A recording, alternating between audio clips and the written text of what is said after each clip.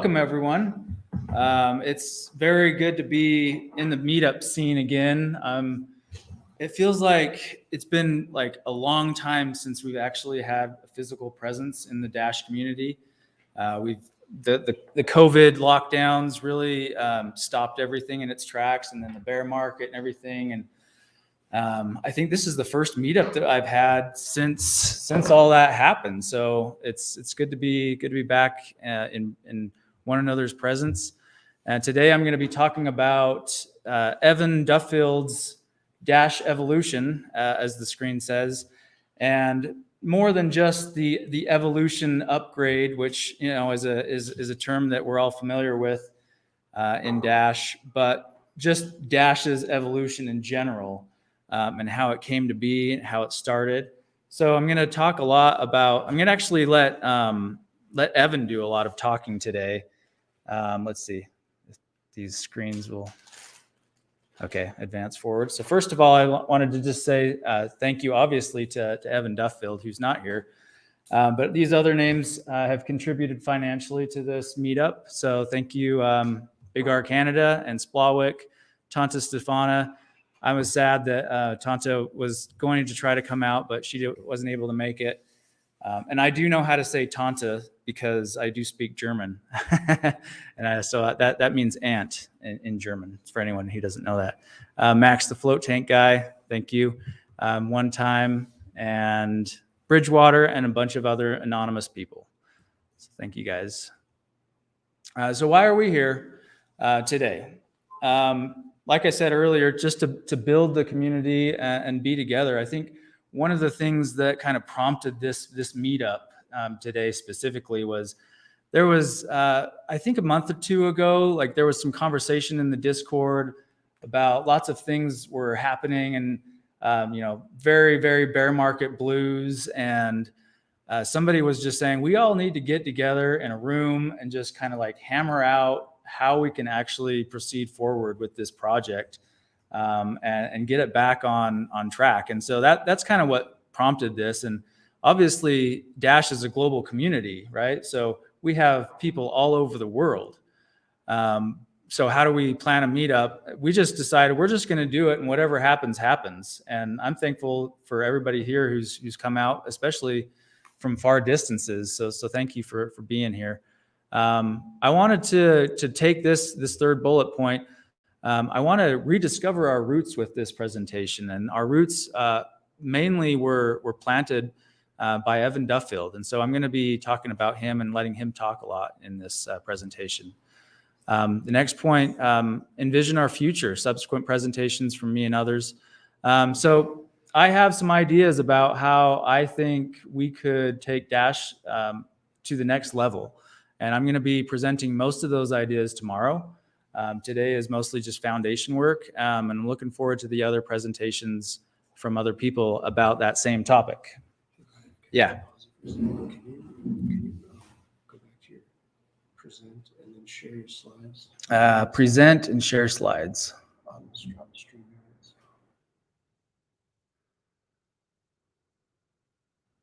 On StreamYard. Okay. Good. This is the bottom tab. Oh, let me hide this.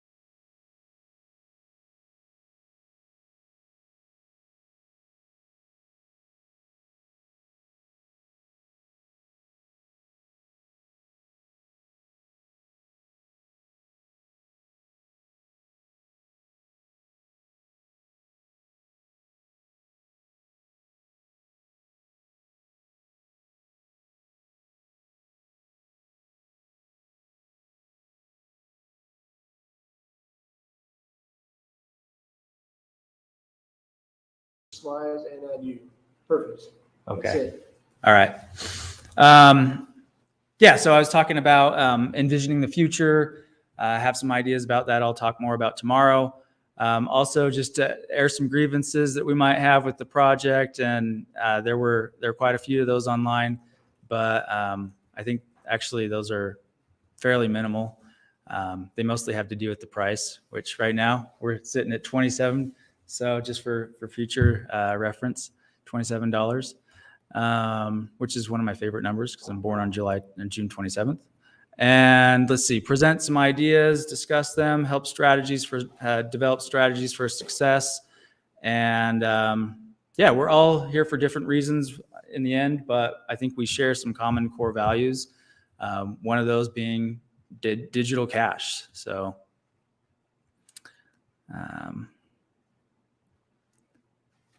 let's see. So who here is familiar with this site?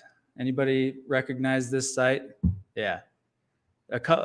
Three or four of us in the room. That's the Bitcoin forum. And I'm going to switch over to web browser mode so I can navigate a little bit more here. This particular post right here is the first reference that I found to Evan's Dash Evolution. And I'll zoom in here a little bit. So on September 30th, 2015, so many years ago, that's when he first announced at this Amsterdam conference. That's when he first presented the idea of evolution and what that was going to be all about. So that's just to give you an idea of the context that we're working with here. It's been about 8 years in the making. And along the lines with this forum, I wanted to point something out to anybody who hasn't really, wasn't around at this time or wasn't really following this, this development in the Bitcoin space and the altcoin space at the time. I came into cryptocurrency around 2013. And so I was fairly early, but not as early as some people that were using this forum quite a bit. I never actually used this forum personally.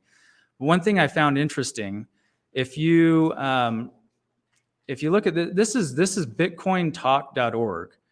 And so this is a forum that, among other things, like in addition to Bitcoin, a lot of Bitcoiners were not Bitcoin maximalists at the time. And so you had a lot of people who were just generally interested in all kinds of innovation. And the altcoins were not shunned as much as they are today. But among the altcoins, so when somebody had an altcoin, something new or novel that they wanted to share with people, they would post it on this forum, on the Bitcoin forum, and talk about the pros and cons and like how do I get started with this project. And what I find interesting is if you look at this page, and it's 1,017 pages long of posts. That's just the posts. That's not the comments. That's the posts, the number of pages of posts. But if you'll notice here, if you click on replies or views, what do you see as the top ranked post for replies or views? Digital cash. So I just refreshed. Number of views. These first few, if you didn't notice, these are pinned, so those don't count. And I just viewed it, sorted it on the wrong order. So highest to lowest. Nearing, let's see, 907, is that 10 million? 10 million people have viewed this forum post by Evan Duffield. That's far exceeding the second place, which was Monero, Dogecoin, Lisk, Digibyte. And then you can keep going down this list and just take a trip down memory lane. You see Vitalik Buterin with Ethereum, the beginnings there. Ravencoin, did you post here in Ravencoin? I think it was posted at one point, yeah. Okay, so that's probably on here at some point. But this is all just to say, this is not to brag, because this is obviously Evan's project, but we all love it. But this is just to say that this idea of digital cash that was initially focused around privacy and subsequently focused on usability and just having a broader adoption of a digital cash system, that struck a chord with so many people, and there's a reason for that. And I wanted to now just kind of talk about, so Evan later then, he joined the Dash forum, and just a few basic stats on what he accomplished. And he's still alive, obviously, but he's not around anymore. So I use the past tense a lot. But he posted 1,000 messages, and he joined this Dash forum in 2014. That was just a few months after the beginning. So the coin started and launched in January of 2014. So not too long after that. And then if you do a search, you'll find 7 pages of posts that are just Evan's posts. This first one, that's actually not. I'll click to the 7th page is the first post, and so he talks about the birth of Darkcoin. And I'm not going to go through all of these, but I just wanted to highlight a couple of them and just get them on the screen for anybody who wants to read through that without clicking through the links. I think everybody should read this post about why and how this was started. And then we'll obviously look at some videos now of Evan just telling his story. So I did some Google searches, some YouTube searches to try to find his posts. And I painstakingly went through pretty much every post that I could find of Evan Duffield on camera, and I put them in the spreadsheet here so that anybody who wants to go through this, I'm going to give you a taste of some of his work, but it's not going to nearly do it justice. So I have 2 tabs. I'll make this spreadsheet public so that people can go through this. I have 2 tabs: his forum posts, and this is kind of more or less a curated list. What I thought was somewhat interesting as I read through these, I didn't read every single word, but I found about 75 posts that I thought were, insightful in one way or another. And so you can look at those as well. You can just, I made some notes about what he's talking about. He's talking about master nodes. He's talking about Dark Send, which was rebranded to Private Send and rebranded to CoinJoin, just to get away from SEC problems. Dark Gravity Wave, master nodes.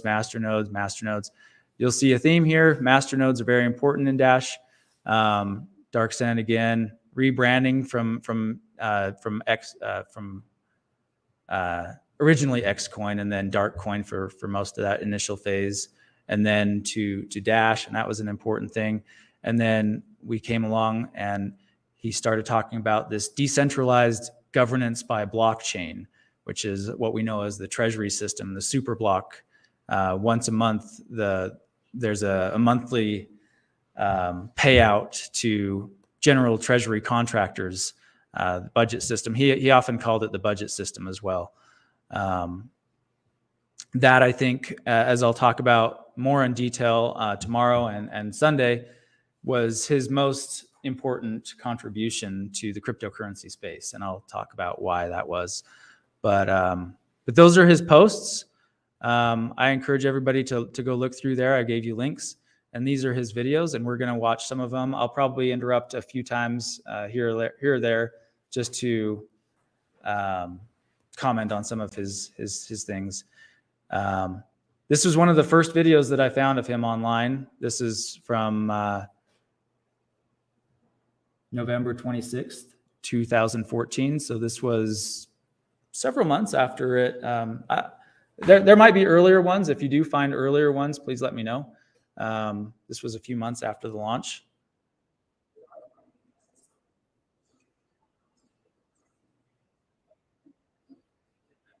Can people hear?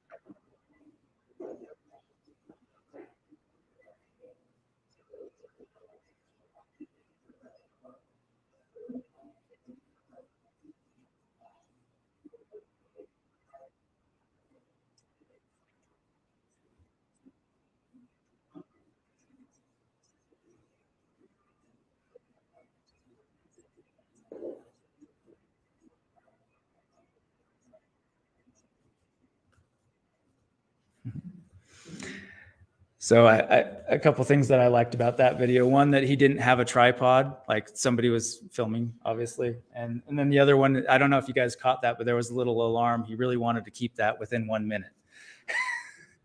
So They're saying they can't hear it remotely, so. Oh, okay. I don't know why. Let's try to address that before we go further then. Bitcoin's a currency that started out in early 2014 in January. And it started out as an idea that maybe we could make a currency that was more innovative than the other ones that were being released. If probably everyone remembers that early in 2014, late in 2013, everyone was releasing all of these currencies that were just tweaking the variables a little bit. So the idea here was to actually make something that had an improvement over Bitcoin, but that was done in a close enough way to Bitcoin that people could switch over easily and either use both or switch to Darkcoin for certain things that made sense for them to do. So the three things that Darkcoin supports that are better than Bitcoin are fungibility, which allows a person to mix coins and then they're the same as all of the other coins on the network. And this is done through the core protocol of the Darkcoin network. So this is like a core feature.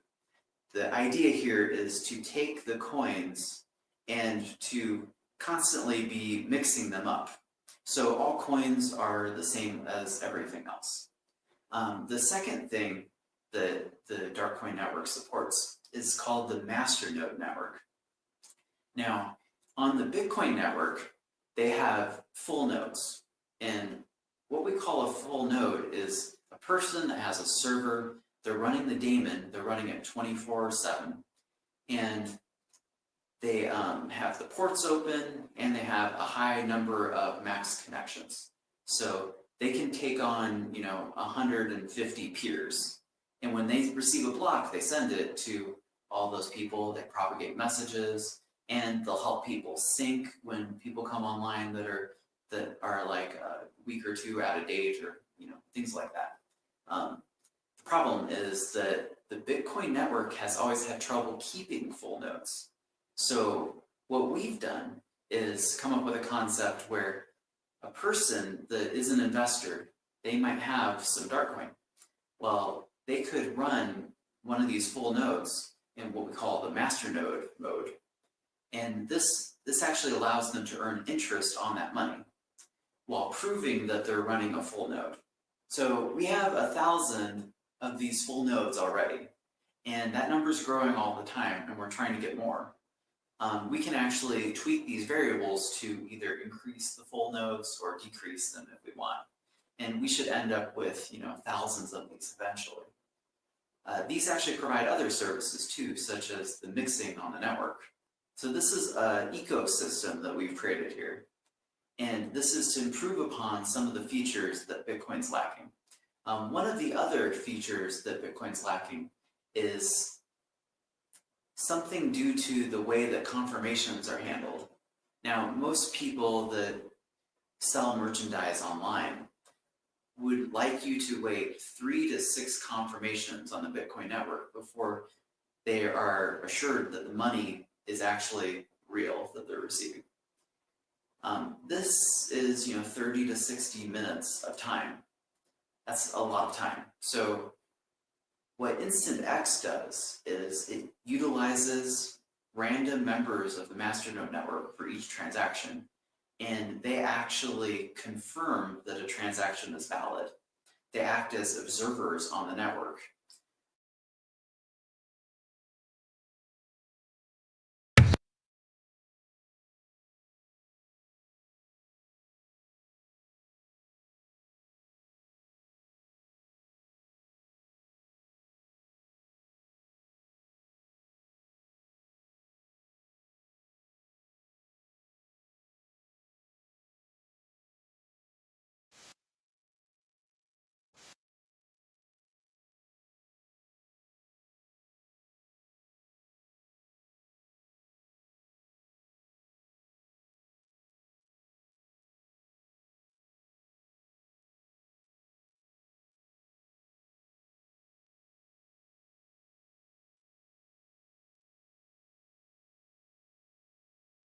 So essentially what we're going for is something I refer to as decentralized sovereignty.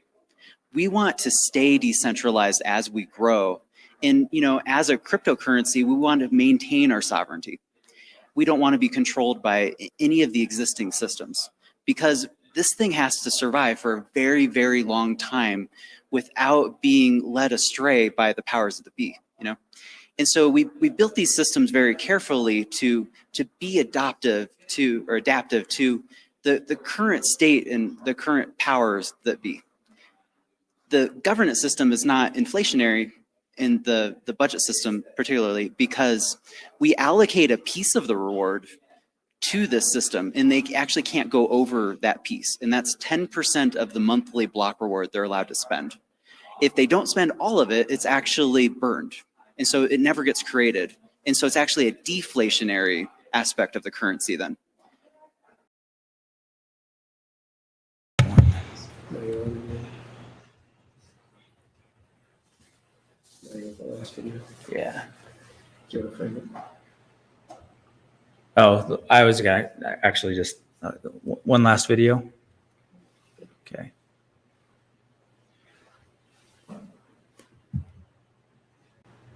Okay. Ready? Yeah, that's cool.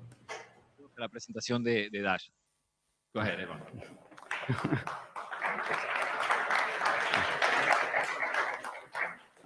So my name is Evan Duffield, and again, creator of Dash, the cryptographic currency financial network. What we're aspiring to do is to create a fully inclusive a project that is so much more than just about privacy. This is about mass adoption. And what I want to tell is the story about how we started out as this little tiny entity, which basically started out of my garage. And we brought on talent from all around the world, figured out how to fund this project in a completely decentralized way, just utilizing these new technologies that we've been pioneering. And we've turned ourselves into a fully capitalized entity capable of employing currently 120 people all around the world and working on our project. And so, here's how we did that.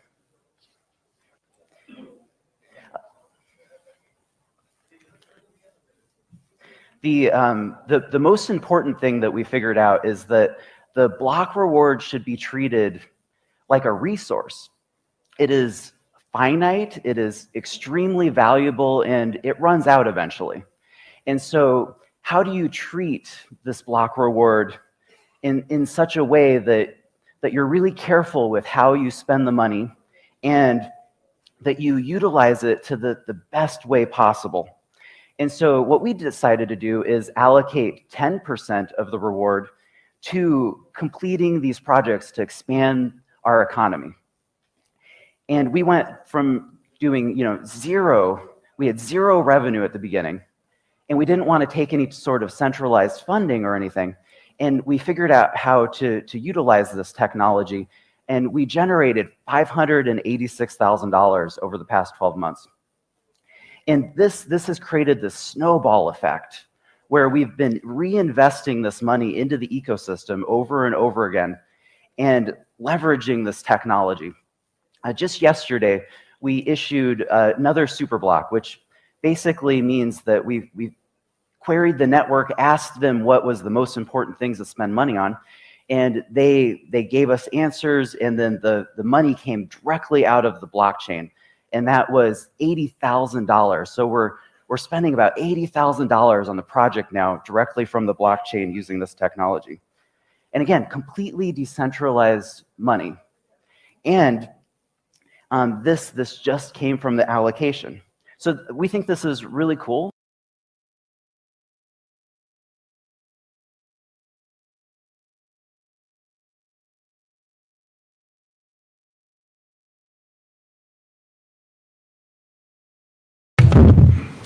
All right.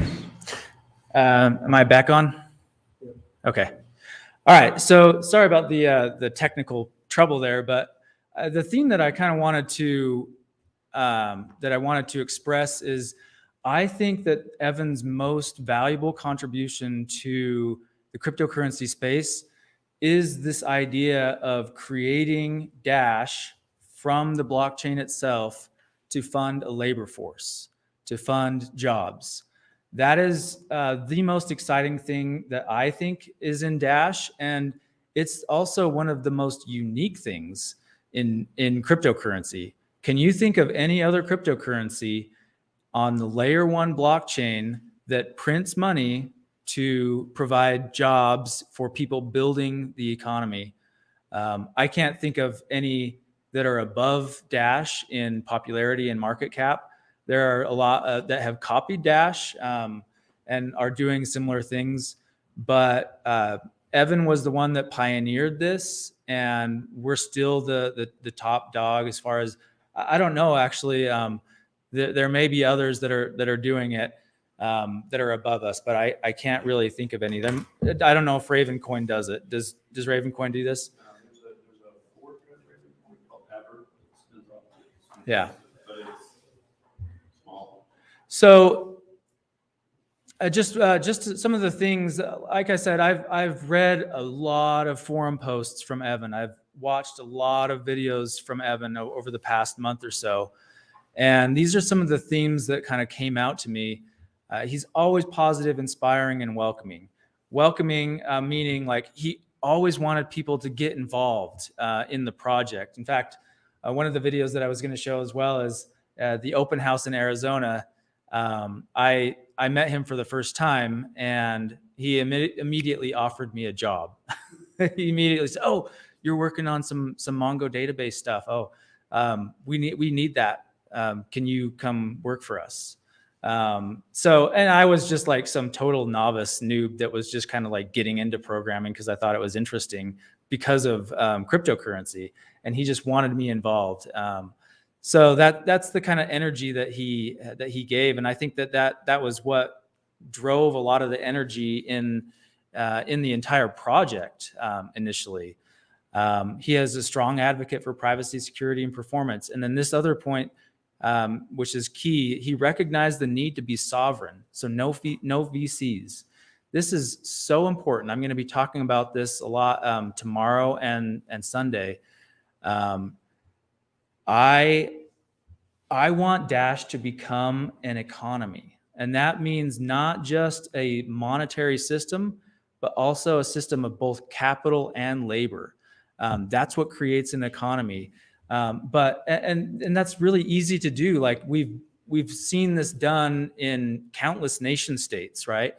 And in the United States, a prominent way that this is done is through venture capital, VC, and private equity. And this was the thing. This was one thing that Evan was very skeptical of, as he called it. He wanted it to be sovereign. no outside control controlling the project, completely internally funded. And I think that's actually one of the keys to Dash's success and its innovations and technologies, is because we don't have ulterior motives that are outside of our system trying to pull us in one way or another. I think we've all seen some of that, at least to some degree, with both Ethereum and Bitcoin, of outside interests, venture capital, private equity, projects that are trying to pull Bitcoin and Ethereum in different directions. Justin Bonds has been one of the most critical people talking about how Ethereum's scaling roadmap is completely wrong by doing layer 2 scaling. Agree or disagree, one thing is for sure, there are vested interests in layer 2s becoming prominent and gaining share of the market capitalization of those projects. You could argue also that Bitcoin arguably didn't scale because of vested interests outside on layer 2 solutions.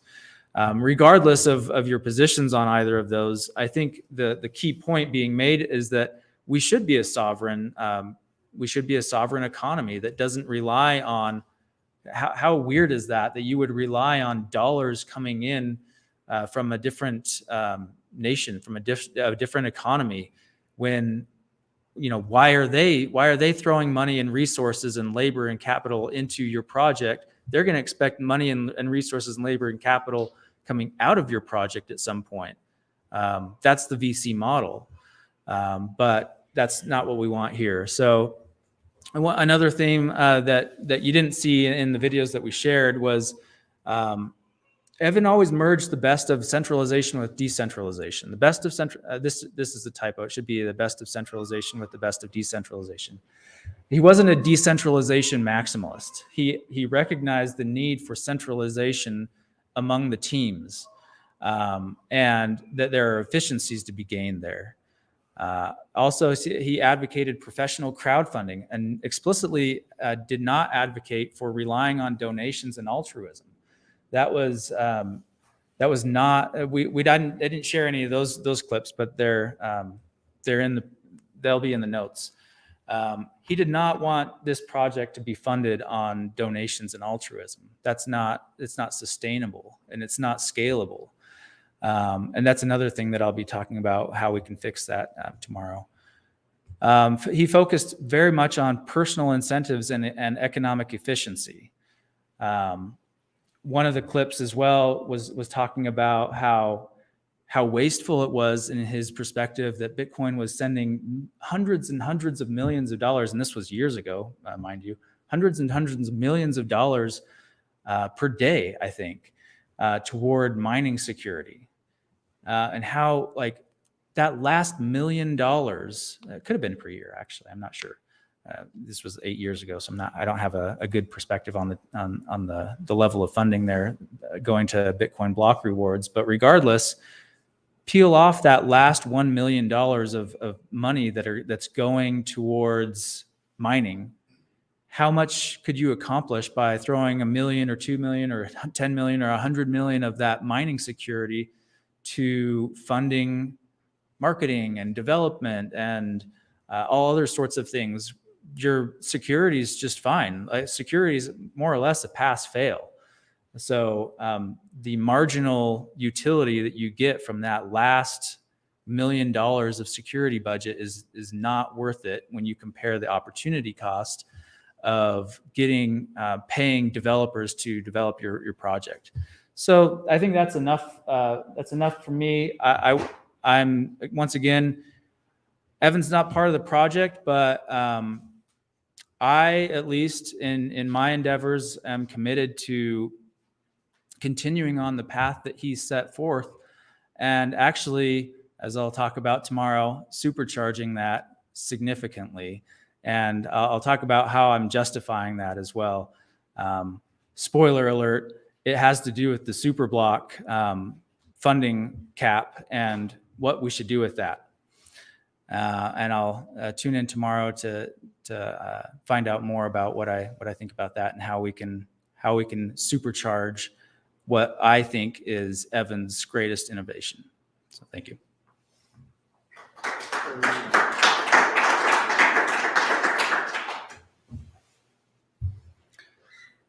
Any questions, comments from the room? What's Evan doing now? That's a good question. The last video that I saw from him was from a few years ago, and it seems like he's interested in AI and machine learning and programming, blockchainy kind of stuff still, but in a different direction. And I'm not sure where he is geographically yet or anymore either. This is Superblock. Superblock. Superblock it's called the superblock because it's like a block. It's like a typical block in the blockchain. A typical block in the blockchain emits or creates new coins when it's created, and it goes to miners exclusively in Bitcoin and most projects, and in Dash it goes to miners and masternodes. And then there's the super block that's one block every month that goes to a general treasury fund that anybody can get funding from. So you put in a proposal, and if the masternode owners vote for your proposal and they like your proposal, it's the treasury, same thing.